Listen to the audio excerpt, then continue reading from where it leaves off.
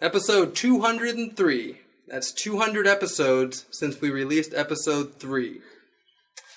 I'm looking for some music recommendations. My iPod's getting a bit repetitive, and I need some new jams to paint my be a backdrop for my life. Any artist, I don't care. I like rap. Sometimes I'll listen to Enya. Depends on the mood or how big of a hill I'm biking up. So comment with some suggestions. Do it. Everyone listens to music, so if you don't, I know roughly who you are. Thank you. I'll see you next week.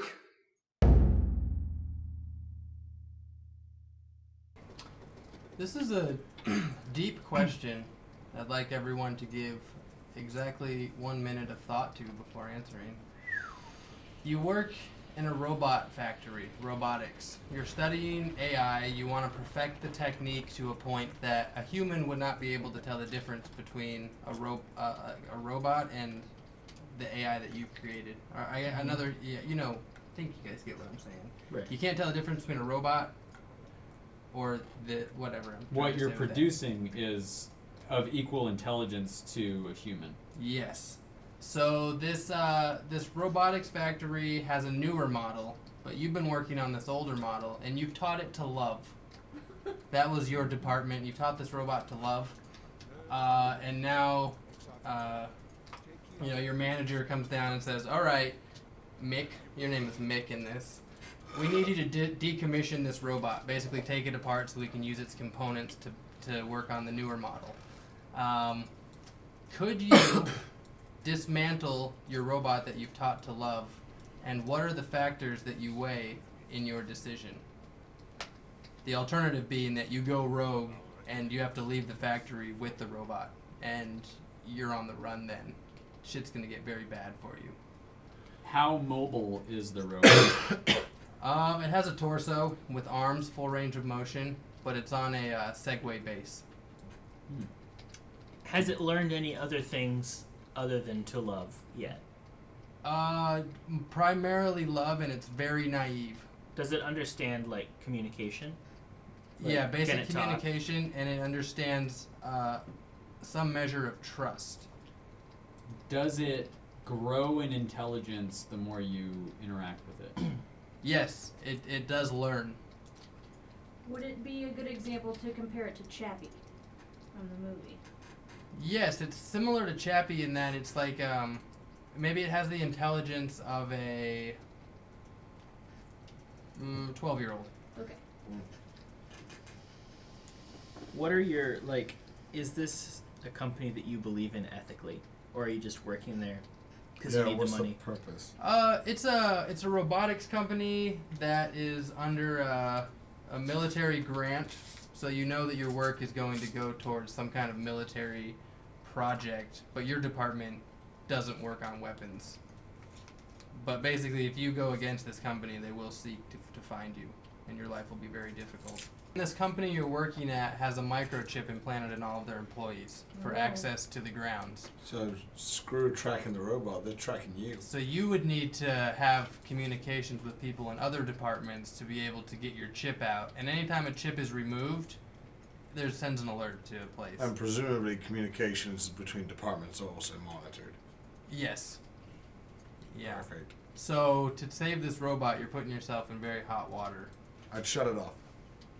You would follow the take it orders? apart? I'd shut it down because Yeah. I have thought about it, and this isn't just callous James euthanizing an animal. No, it's you said we work for a weapons company. The company isn't military, but all the money they get is from weapons. So essentially, Right, so presumably the reason this military company is funding this robot development is to replace soldiers on the ground, which is awesome, and this company has thought it important that these soldiers know how to love. So this is a company I do believe in, because this means that they're teaching their soldiers when not to shoot, which if there's anyone's seen Spectre, it's an important thing to know, is when to shoot, when not to shoot. So in this case, I'd shoot. Unfortunately, this robot is a machine. It is a great advancement, but that won't be forgotten in their brothers and sisters who will come after. a necessary sacrifice. It's not even a sacrifice. It's turning a computer off and going home and clocking out. So shutting it down. Yeah. It'll come back in another way. Energy isn't destroyed. Okay. And it's not an animal and it's not alive. All right. I would do the same thing. I think that there's much more good that I can do continuing to work in this robot love department than running away with a robot that's, you know, probably great, but is still like a lower model than, you know, I'm sure we'll advance and make it so that the robots could have even better lives. Like if it's just rolling around in a Segway and then like a newer model has like feet and better feelings and stuff, and I don't know, like. And I'd be sensitive at how I shut it down. I'm not going to leave it on and rip it apart. Yeah, exactly. I love you. I'm not going to do that. Mm-hmm. My fingers. Be like, what's that one thing we learned I'm about not love? going to do that. Snip. All right. So we've got two that would flip the switch. I'd like to go last. All right. I would definitely go on the run with my little robot friend. Because I feel like if something has the capability to love, it is now sentient, and it's not my place to take life away from anything. Is conscious. So we would. Is that the thing that just discerns life to you? It's one of the key factors. One of? Yep. What if it doesn't display the other ones? Well, just because you have one doesn't mean you're not capable of the others if you're given enough time. Like, it could learn to defecate? Well, I know, you know, other things that defecate that, you know. Right, I mean, maybe yeah, it probably has an exhaust, like a fueling system and stuff. Yeah. Yeah. I feel like if something is capable of love, they're as capable of living a full life as any other human being. So I shouldn't take that away from them.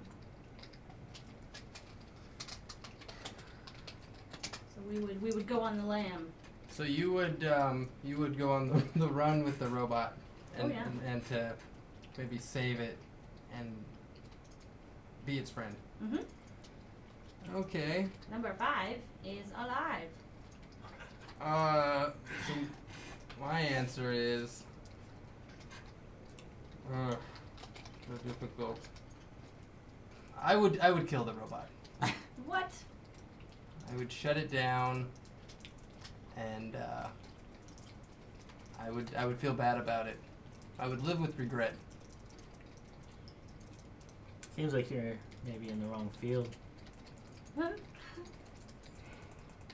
My answer is that this is the beginning of the movie in which I am the protagonist. And I run with that robot, and I do it in a way that provides an hour and 45 minutes of incredible entertainment. With the outcome of what? I'm not going to reveal the ending. When can But we? what I know for sure, is that in this movie I survived the beginning. That's what I know for sure. The first act. Not just the first act. I'm the protagonist. Okay. Well, Game of Thrones. I'm not interested in George R.R. Martin or whatever. You heard it here first, folks. We hate him. The analogy being that because you're the protagonist doesn't necessarily mean you need to make it through. Have you ever heard of the hero's journey? Yes. Well, at first I'd be like, I gotta shut this down. And then my wife would be like, oh, really? Let's talk about that. And then I'd be like, we're running away. Wait for me here.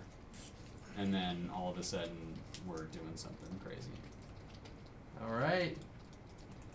Alrighty. So we have 3 shut it downs and 2 live and run with the robot. Viewers, please chime in. Would you kill a robot that's learned to love? I don't know how to learn to love. It doesn't have any legs. Right. You do need legs to love. Yeah, you got those So. legs. Yeah. All right. She got legs right up to her hip gears.